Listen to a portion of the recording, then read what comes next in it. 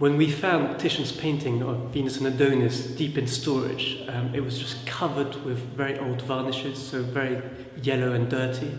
It had tears in the canvas, and the painting was actually even flaking off. So it needed urgent restoration, and we brought it here to the conservation studio of one of our restorers. And we're very lucky because she's just doing the final touches, but she's going to let us in before the picture is taken back to Dulwich and reunited with its frame. It's taken about 2.5 years for her to get to this stage. She's removed the varnishes, and what you'll see is quite a wonderful picture. It's so much fresher looking than it was, and it almost comes alive. So follow me. Sophie. Hello, I mean... Oh, look at that. God, how amazing. You've done such an incredible work. You're still working on the dog, are you? Yes. Still retouching the dog? Well, they're very, very, very damaged really in terms of abrasion, so that's the part that needs the most attention. Yeah, well, what a wonderful composition you really have.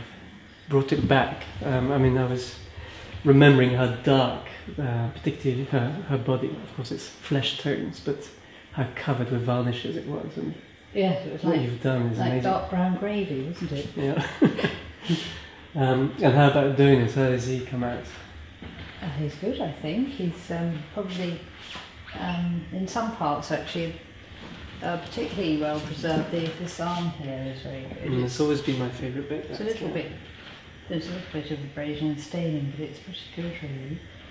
And then there were a few rips around here, weren't there? Yeah, in this area, was it? Big tears. There big was tears, one yeah. here, Right. and there was one up in the sky here, and one down there in the shadow by the dog's legs, and quite a lot of other holes and short tears. Right. And then the sky, of course, it was always going to be difficult to bring back that blue because it's a pigment that has discoloured with time, isn't it? So yes, it's smalt. we're never going to recover that. No, it's smalt which discolours, and in this case has gone a very sort of beige colour. This still looks a little bit pale because there's a lot of lead white mixed in it, but it would have been a much brighter colour. So the general tonality of the painting has dropped a great deal. All the greens have turned rather brown, and reds have faded. And I mean, we're quite lucky the dogs, although yes, they're quite abraded. There's still a lot of energy in the way they're sort of pulling away, ready to go for the hunt.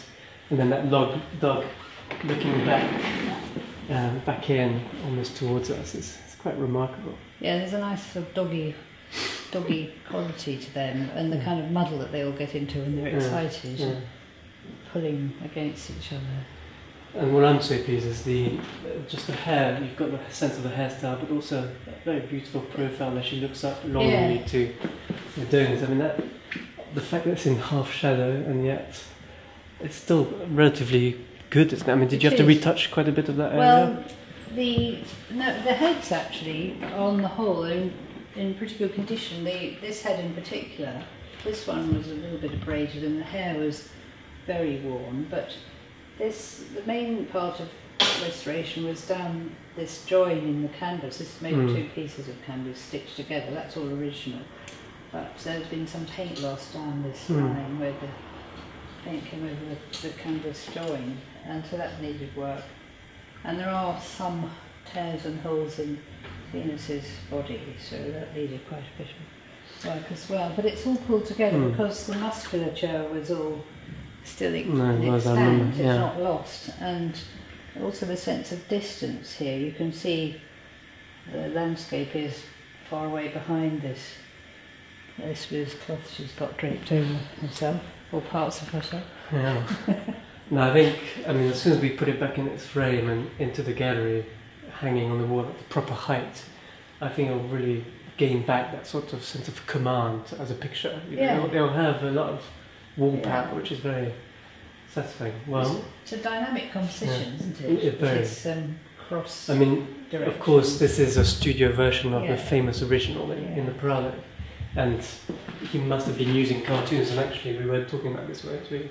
Last time I came, these lines are strong indication that, like a stencil. Yeah.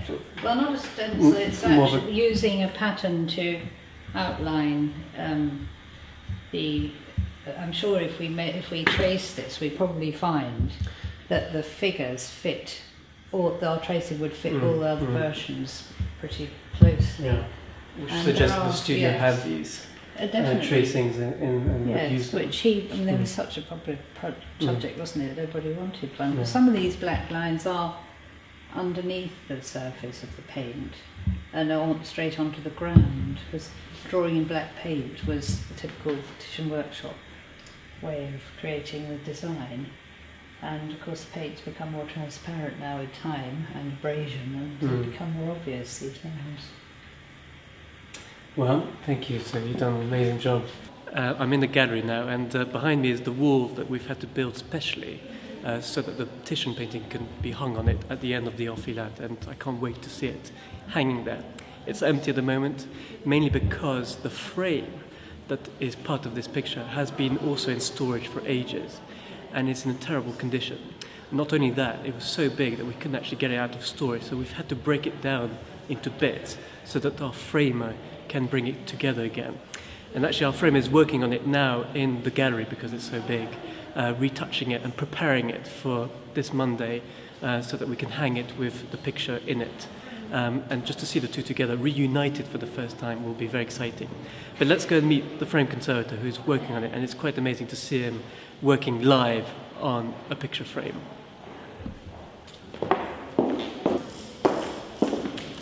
Hi Tom. Look at this. Absolutely extraordinary. Yes. So you've just put the 4 bits together now, have you? Is that what? Yeah, just putting them back temporarily with some screws. And basically it's just the gesso's been flaking off, the gilding's coming off. Yeah, the timber is delaminating. So some of the actual sections of the frame are coming apart because it's been stored in poor conditions. And the gesso is also peeling off. It's major work. So basically what we're doing is we're retouching it so that it will look good on the picture, well, as good as we can make it. Yeah. But of course we're seeking funds to bring it back to its former glory, aren't we? Yes. A bit like the frame said, like gilding, getting the gilding tone. Yeah, that's the aim, is to get to that sort of condition and visual appearance. It's a big project. It's amazing to think that our founders commissioned this frame specifically for the Titian. Yeah. And they, of course, considered that Titian to be one of their great pictures. And when you found these are the turtle doves, aren't they? They're sort of kissing each other, and that's right. Their heads are missing. We do have one, which has been kept in That's right, storage. and you found it in a little box. And it's just typical Dulwich, isn't it? Finding these things in storage. But the frame it will reflect as you say, the bourgeois sense of importance of the painting. Yeah. Because it is a very elaborate and fabulous frame. And of course, it was destined for the King of Poland, so he would have wanted frames that had that to reflect glitzy look about it. Yeah. Absolutely, no, but it's. Thanks for doing this, Tom. I know it's a painful job. Just seeing you carrying in bits of the frame into the gallery, because of course, we haven't got a studio, so we need to work in the gallery itself in order to do this. It's the only place we can do it. But it's a tantalising project for the future.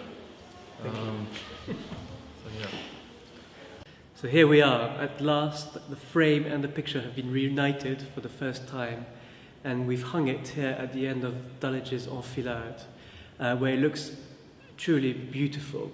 It's been bathed by natural light from above. The skin tones of Venus have almost come alive, and you can feel the pulling of Adonis as he goes off towards the hunt, trying to get away with his dogs. For Dulwich, this is a great opportunity to reintroduce a picture that's been basically thought to have been lost since the late 19th century. It was in a terrible condition, and we managed to clean it, as you saw, and put the frame back on. And with it, we've organised a small display where we've put a copy after Titian of another poésie. These poesies are visual representations of poems from Ovid that Titian painted for the King Philip II of Spain. And what we have here is a workshop version of the picture, which is now in the Prado. Now, for a long time, this picture was thought to be just a simple 17th century copy, but cleaning has revealed it to be actually a very interesting workshop copy, done in Titian's studio, probably with Titian still there, looking and making adjustments when necessary.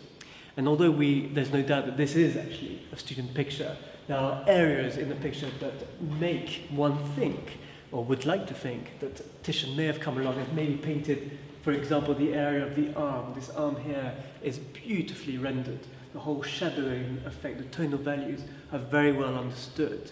And that contrasts quite starkly with, for example, the face of Adonis, which is very stylized. You can see a very strong outline, which suggests a copyist, a student, particularly in the arm of Adonis. You have a very strong outline around it, which I think makes one think that this is a picture that was some kind of cartoon or drawing or template was used by students in order to get the composition right, fill it in, and then perhaps let the master come along and retouch it to make it a Titian ready to be sold.